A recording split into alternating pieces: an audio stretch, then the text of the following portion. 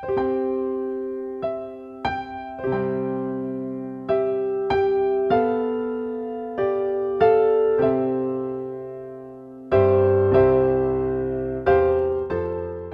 pagi pendengar setia Radio Cakrawala yang diberkati Tuhan.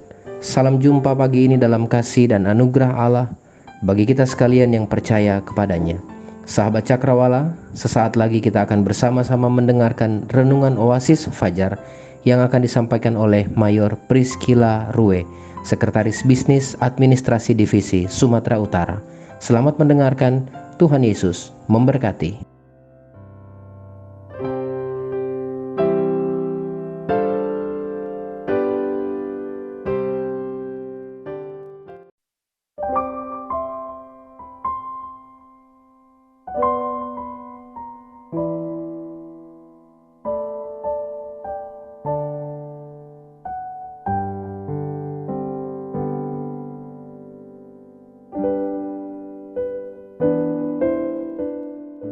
Selamat pagi, sahabat Cakrawala yang diberkati oleh Tuhan. Salam damai sejahtera dalam kasih Tuhan kita Yesus Kristus. Satu kebahagiaan dan sukacita tersendiri bagi saya jika pada pagi hari ini saya dapat bersama-sama dengan saudara-saudara sekalian ada di dalam kebersamaan kita bersama dengan Tuhan. Saya percaya saudara-saudara, sahabat-sahabat Cakrawala sekalian, dimanapun saudara berada, saudara adalah orang-orang yang terpilih untuk diberkati oleh Tuhan. Dan saya percaya pagi ini saudara ada dalam berkat-berkat Tuhan, dan mari kita mengakuinya, mari kita mensyukurinya, agar kita dapat menikmati segala kebaikan-kebaikan Tuhan. Bersama-sama pada pagi hari ini, mari kita membangun mezbah doa kita di hadapan Tuhan. Mari kita membangun kebersamaan kita dengan Tuhan dengan bersama-sama mengadakan biston pagi sebagai bentuk penyembahan kita kepada Tuhan, sebagai satu bentuk altar kita kepada Tuhan. Mari kita mengawalinya dengan doa. Kita satu di dalam doa. Tuhan Allah Bapa kami yang bertahta di dalam kerajaan surga, di dalam nama Tuhan kami Yesus Kristus kami datang kepadamu, mensyukuri segala kebaikan Tuhan, segala kasih dan karunia Tuhan yang telah Engkau nyatakan bagi kehidupan kami sekalian, khususnya para sahabat-sahabat Cakrawala sekalian. Terima kasih ya Tuhan atas segala kebaikan-Mu, dan kami percaya kami ada hari ini untuk diberkati oleh Tuhan. Kami ada oleh karena kasih karunia Tuhan. Hadirlah dalam kebersamaan kami pada pagi hari ini ya Tuhan, agar mezbah kami berkenan di hadapan Tuhan. Di dalam nama Tuhan kami Yesus Kristus saya berdoa. Amin. Sahabat Cakrawala yang diberkati oleh Tuhan, sungguh indah jika kita mengawali hari bersama dengan Tuhan. Sebentar lagi kita akan melakukan segala aktivitas kita. Mungkin kita akan disibukkan dengan berbagai macam pekerjaan dan urusan kita, atau kita akan melakukan perjalanan dan sebagainya. Sebelum semuanya itu kita lakukan, mari kita bersama-sama menikmati kebenaran firman Tuhan yang pada pagi hari ini saya akan buka dari kitab Habakuk pasal 3. Habakuk pasal 3 ayat yang ke-17 sampai dengan ayatnya yang ke-19, saya akan membacakannya bagi saudaraku sekalian di dalam nama Tuhan kita Yesus Kristus. Sekalipun pohon ara tidak berbunga, pohon anggur tidak berbuah, hasil pohon zaitun mengecewakan, meskipun ladang-ladang tidak menghasilkan bahan makanan, kambing domba terhalau dari kurungan, dan tidak ada lembu sapi dalam kandang. Namun, aku akan bersorak-sorak di dalam Tuhan, beria-ria di dalam Allah yang menyelamatkan aku. Allah, Tuhanku, itu kekuatanku. Ia membuat kakiku seperti kaki rusa dan membiarkan aku berjejak di bukit-bukitku. Amin. Demikian pembacaan firman Tuhan dari kitab Habakuk pasal 3 ayat 17 sampai dengan ayatnya yang ke-19. Sahabat-sahabat Cakrawala yang diberkati oleh Tuhan, kitab Habakuk ini sangat menarik bagi kita sekalian. Menuliskan tentang pekerjaan Tuhan yang dituliskan melalui Nabi Habakuk. Kata kunci atau ayat kunci dari kitab Habakuk adalah Habakuk pada pasalnya yang kedua. Habakuk pasal yang kedua, ayatnya yang keempat, di mana firman Tuhan mengatakan demikian: sesungguhnya orang yang membusungkan dada tidak lurus hatinya, tetapi orang yang benar itu akan hidup oleh percayanya. Kemudian penekanan pada ayatnya yang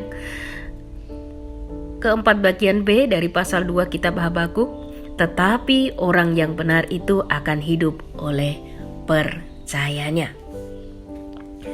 Sahabat Cakrawala yang diberkati oleh Tuhan, Nabi Habakuk ini termasuk nabi yang luar biasa.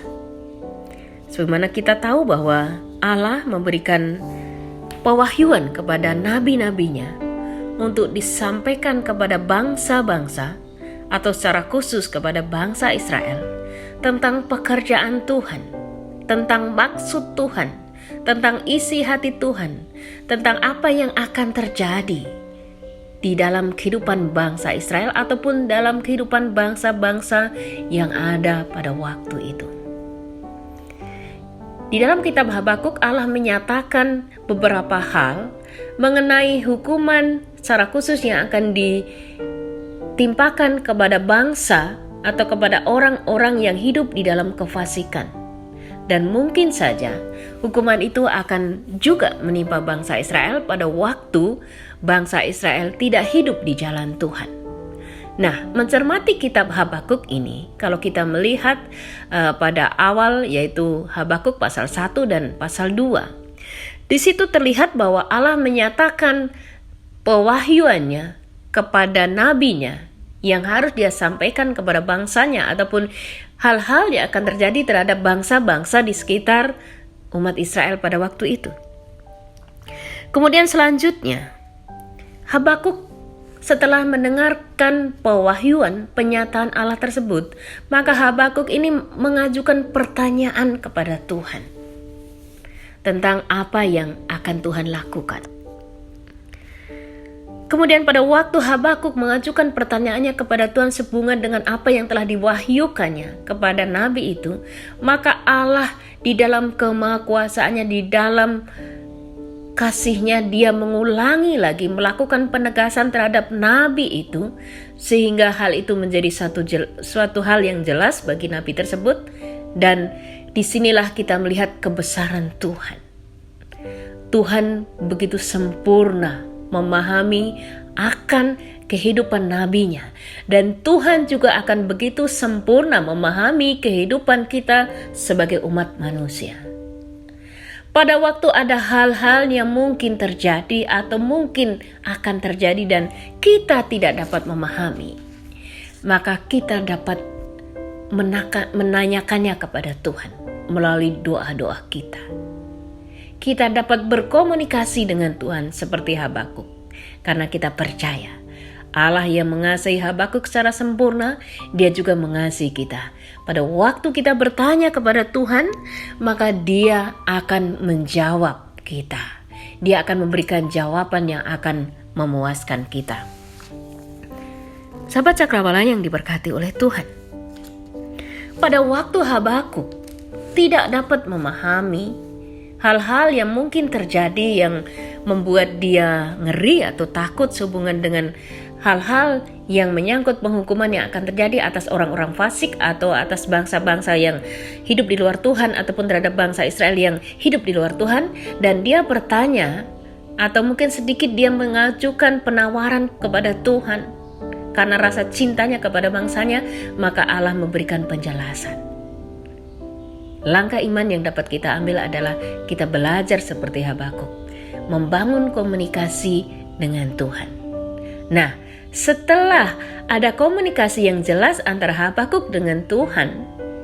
Pada waktu Tuhan menyatakan kehendaknya, kemudian Habakuk menerimanya. Pada waktu ada hal-hal yang mungkin belum dia pahami, belum dia mengerti, maka dia menanyakannya dengan kejujuran, dengan ketulusan hati kepada Tuhan, dan Tuhan menjawabnya. Maka satu hal yang luar biasa ini kita boleh ambil. Kemudian Habakuk menyatakan imannya kepada Tuhan. Kemudian kita sampai pada Habakuk pasal 3 ayat 17 sampai ayatnya yang ke-19. Dan pada pagi hari ini saya mengambil tema renungan kita bersama dengan kata move on. Saya ulangi lagi, saya mengambil judul renungan dengan kata move on. Ya, kata move on mungkin seringkali kita langsung teringat kepada anak-anak muda yang biasanya mengalami kegagalan dalam percintaan, patah hati, ditinggalkan pacarnya, dikecewakan pacarnya, dibohongin pacarnya dan sebagainya, kemudian patah hati. Kemudian sebagai bentuk kekuatan, kita memberikan dorongan atau kita mengatakan move on. Jangan larut dalam kesedihan. Jangan terlena dengan keadaan. Ayo bangkit dan sebagainya.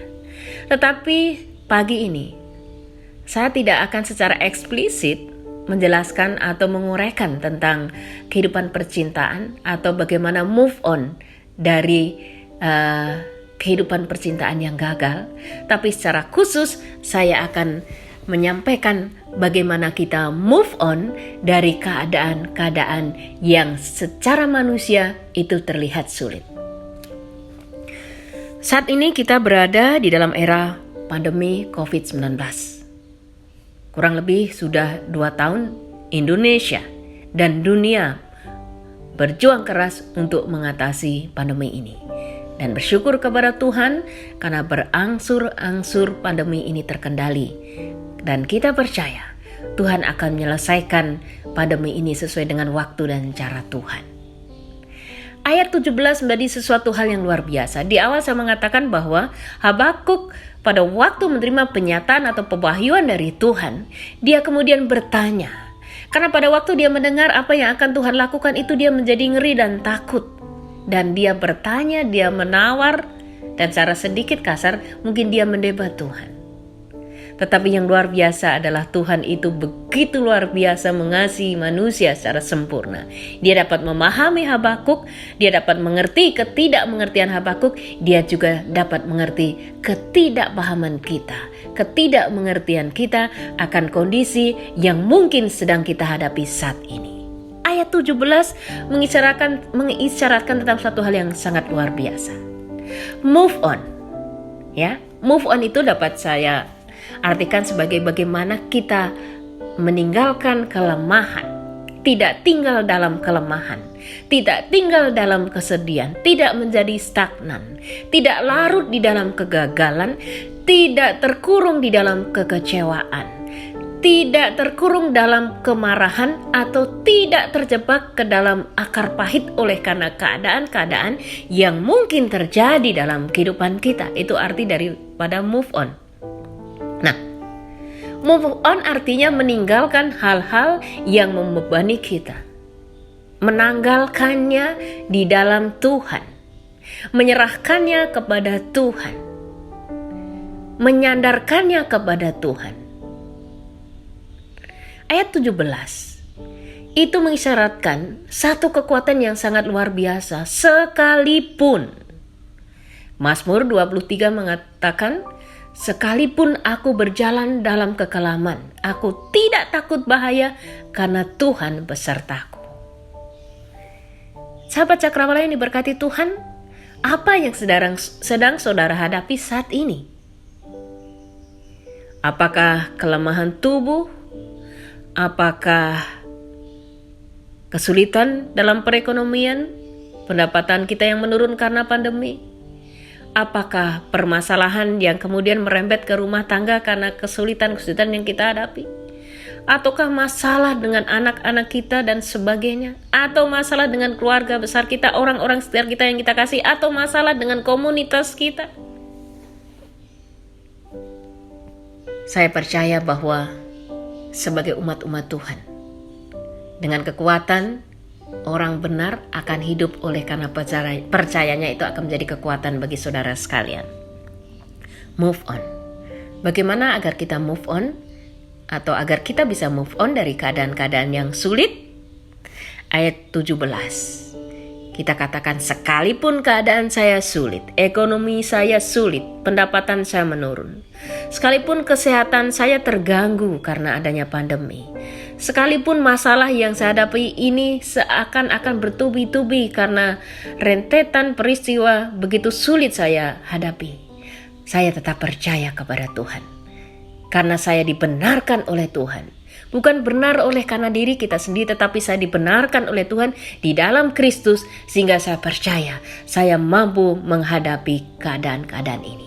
Caranya adalah mengelola hati dan pikiran, manajemen hati dan pikiran kita. Hal-hal yang sering kita dengar seringkali masuk ke dalam pikiran kita. Dan penyaringnya adalah kita menyerahkan pikiran kita kepada Tuhan agar dikuduskan oleh Tuhan. Sehingga hal-hal yang negatif yang mungkin kita lihat, yang mungkin kita alami, yang mungkin kita dengar itu tidak akan memblok pikiran kita. Sehingga tidak ada ruang bagi Tuhan. Karena kita terjebak ke dalam situasi-situasi yang sulit.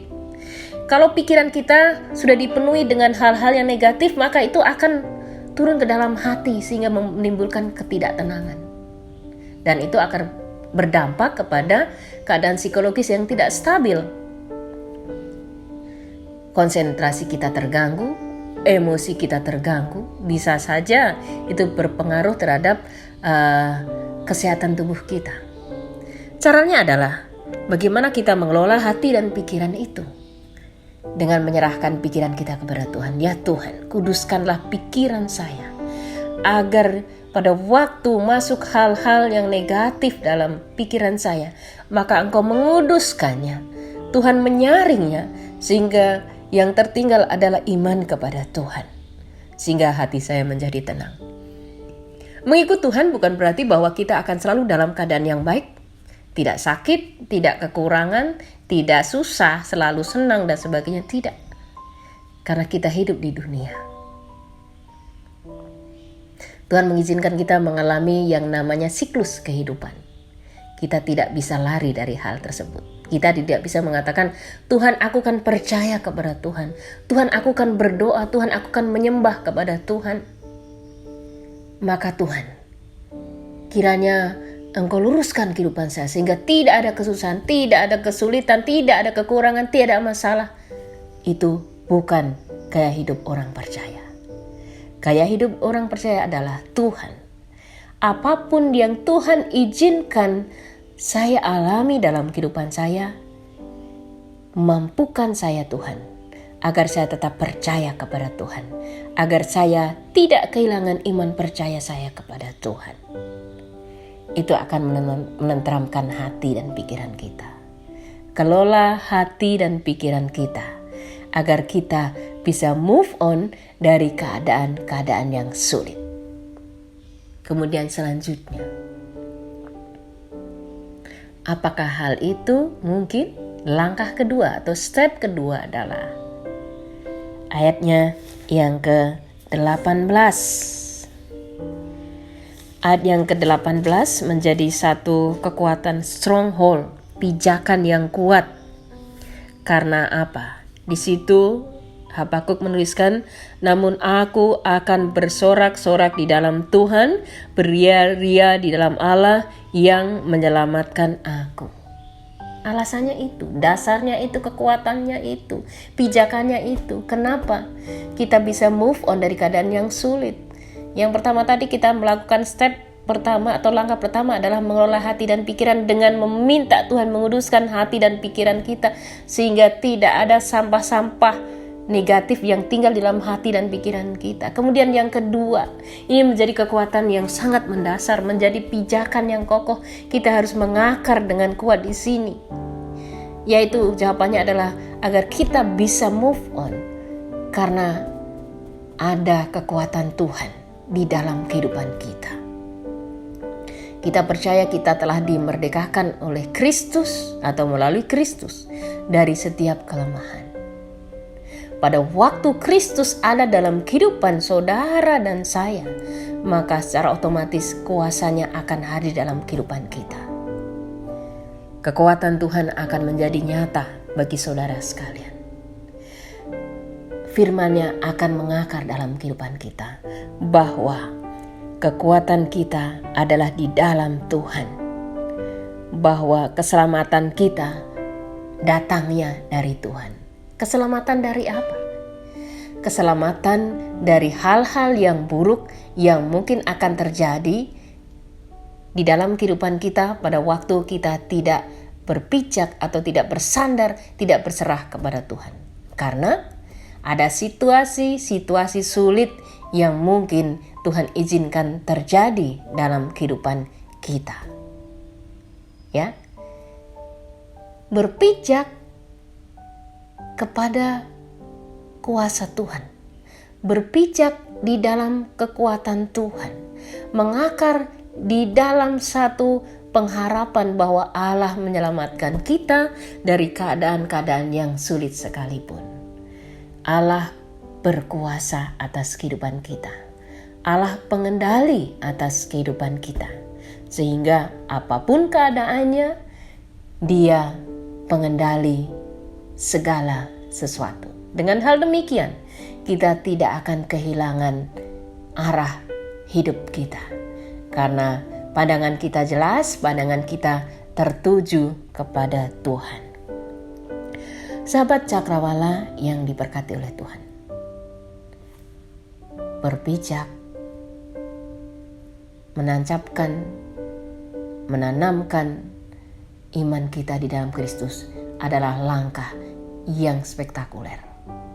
Sulit secara manusia, karena kita dapat pahami bahwa seringkali keadaan-keadaan membuat kita sulit untuk move on.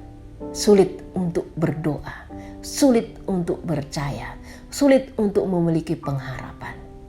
Tetapi yakin bahwa di dalam kelemahan kita sekalipun, kuasa Tuhan akan menjadi nyata dalam kehidupan kita sekalian. Kemudian, ayat 19 pada step ketiga itu juga satu penegasan, satu statement atau pernyataan, satu pengulangan pernyataan iman kepada Tuhan. Allah Tuhanku itu kekuatanku, Ia membuat kakiku seperti kaki rusa, yang biarkan aku berjejak di bukit-bukitku. Allah itu kekuatanku. Kenapa? Karena kita lemah. Siapapun kita ini manusia yang lemah, penuh dengan kelemahan. Diciptakan oleh Allah, penuh dengan kelemahan kita karena manusia itu fana. Tetapi kuasa Tuhan akan membuat kita menjadi kuat. Kekuatan kita ada di dalam Tuhan. Dan pada waktu kita memiliki kekuatan yang dari Tuhan, maka di situ kita tidak akan goyah, kita tidak akan jatuh, kita tidak akan terlempar, tapi kita akan dapat berdiri tegak, tidak goyah, karena Allah yang menopang kehidupan kita sekalian. Ia membuat kakiku seperti kaki rusa. Rusa berlari dan tidak menjadi lelah. Kita bukan hanya tidak akan goyah, bukan hanya akan tetap berdiri tegak, tetapi akan dapat berjalan. Bukan hanya sekedar berjalan, tetapi berlari. Orang berlari itu memiliki kekuatan. Orang berlari itu memiliki semangat. Orang berlari itu memiliki tujuan. Orang berlari itu ingin meraih sesuatu yang ingin dia dapatkan. Jadi ayat 19 ini merupakan satu statement yang menyemangati kita. Bahwa pada waktu kita ada di dalam Tuhan, kita bisa move on dari keadaan-keadaan yang sulit karena Dia akan membuat kita kuat, tidak goyah, akan dapat berjalan, bahkan akan berlari dan tidak menjadi lelah karena ada kuasa Tuhan yang akan selalu menopang kita. Dan di sini kita melihat bagaimana kebesaran Tuhan. Ia membiarkan aku berjejak di bukit-bukitku. Ia memberikan kesempatan kepadaku. Ia memberikan waktu kepadaku. Ia memberikan peluang kepadaku untuk berdiri kokoh, berjejak di bukit-bukitku. Bukit adalah tempat yang tinggi, bukan di bawah, di tempat yang tinggi. Di tempat di mana kita bisa mendekatkan diri kita kepada Tuhan. Di tempat di mana kita bisa membangun kedekatan bersama dengan Tuhan. Berjejak di bukit-bukitku. Menapakkan kaki dan berdiri di tempat yang tinggi. Tempat yang tinggi itu apa? Tempat di mana kita dekat dengan Tuhan. Jika kita dekat dengan Tuhan di tempat Allah yang Maha Tinggi, maka kita terlindung, kita aman dalam lindungan kasih setia Tuhan. Kita akan menikmati pertolongannya, kita akan menikmati keselamatan yang dari Tuhan, kita akan menikmati kekuatannya, kita akan menikmati damai sejahteranya, kita akan menikmati segala hal yang Tuhan janjikan, dan itu sifatnya ya dan amin. Sahabat Cakrawala yang diberkati oleh Tuhan, sekali lagi saya mau katakan pada pagi hari ini bahwa kitab ini mengajarkan kepada kita satu kebenaran yang hakiki. Kehidupan kita akan bergulir sebagaimana alur kehidupan di dunia ini. Ada pagi, ada siang, ada petang, ada malam. Ada hujan, ada panas, ada mendung, ada panas terik matahari. Ada berbagai macam rasa, manis, pahit, dan sebagainya. Situasi silih berganti, ada kebahagiaan, ada duka cita, ada kekuatan, ada kelemahan, ada kelimpahan, ada waktunya kita kekurangan. Tapi satu hal yang pasti, bahwa orang benar akan hidup oleh percayanya. Sehingga dengan demikian, kita akan bisa move on dari keadaan-keadaan yang sulit. Kita tidak akan menjadi stagnan, kita tidak hanya akan berdiri di tempat atau jalan di tempat, tetapi kita akan berjalan. Berjalan, bahkan berlari untuk mencapai tujuan kita. Orang benar akan hidup oleh percayanya. Itu bukan berarti bahwa kita membenarkan diri, tidak. Tetapi kita dibenarkan oleh Kristus. Melalui darah Yesus kita dibenarkan. Melalui darah Yesus kita disucikan, kita dikuduskan untuk dapat menikmati kebenaran-kebenaran yang dari Tuhan, untuk menikmati kekuatan Tuhan sehingga kita bisa move on, sehingga pikiran kita bisa dikuduskan, hati kita bisa dikuduskan, kita bisa mengelola hati dan pikiran kita, kemudian kita bisa menguatkan iman percaya kita bahwa Allah adalah kekuatan kita sehingga kita bisa bertumbuh dan mengakar di dalam Tuhan. Kemudian kita bisa mendeklarasikan, menyatakan statement di hadapan Tuhan bahwa Tuhan memberikan peluang kepada saya. Tuhan berikan kesempatan kepada saya untuk berhasil dalam kehidupan saya. Untuk bisa mengatasi keadaan saya. Untuk bisa mengatasi kesulitan saya. Untuk bisa mengatasi kelemahan-kelemahan saya. Bahkan untuk bisa mengatasi kepahitan, kekecewaan. Sehingga kita hidup di dalam damai. Damai dengan Tuhan. Damai dengan diri sendiri. Damai dengan sesama kita. Damai dengan orang-orang yang kita kasih. Bahkan berdamai dengan orang-orang yang mungkin tidak mengasihi kita. Artinya kita tidak memberikan kesempatan kepada diri kita untuk memendam rasa tidak suka terhadap orang lain. Selamat menikmati hari ini. Selamat menikmati pekan ini. Selamat menikmati berkat-berkat Tuhan. Mari kita awali pekan ini. Hari ini bersama dengan Tuhan. Apapun yang akan terjadi, ada Tuhan di pihak kita. Apapun yang mungkin Tuhan izinkan terjadi, ingat, ada Tuhan bersama-sama dengan kita. Saya akan mengakhirinya dengan doa, dan percayalah kepada Tuhan, dan diberkatilah mereka yang percaya kepada Tuhan. Ya Tuhan, hamba-Mu menyerahkan seluruh sahabat Cakrawala ke dalam tangan pengasihan Tuhan. Bagi mereka yang sudah mendengar renungan pagi hari ini dan percaya kepada Tuhan, diberkatilah mereka dengan berlimpah. Yang sakit Tuhan, Engkau jamah dengan kuasa-Mu. Yang lemah Tuhan kuatkan. Yang kekurangan Tuhan kiranya cukupkan. Yang sedang berdoa Tuhan jawab doa-doa mereka. Yang sedang menantikan pertolongan Tuhan, kiranya Engkau tepat pada waktunya menolong mereka. Kiranya berkat damai sejahtera Allah di dalam kehidupan mereka. Diberkatilah mereka dimanapun mereka berada.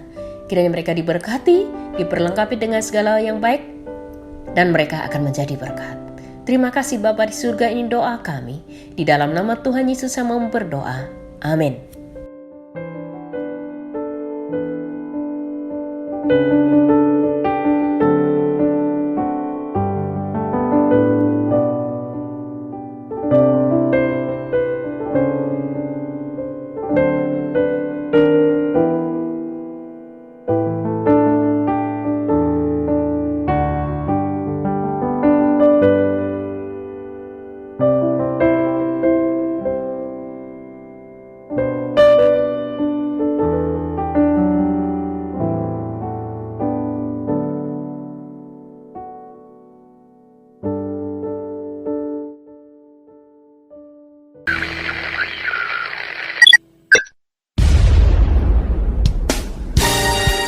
Pastikan Anda tetap bersama dengan kami di gelombang 89,2 FM, The New Cakrawala Radio.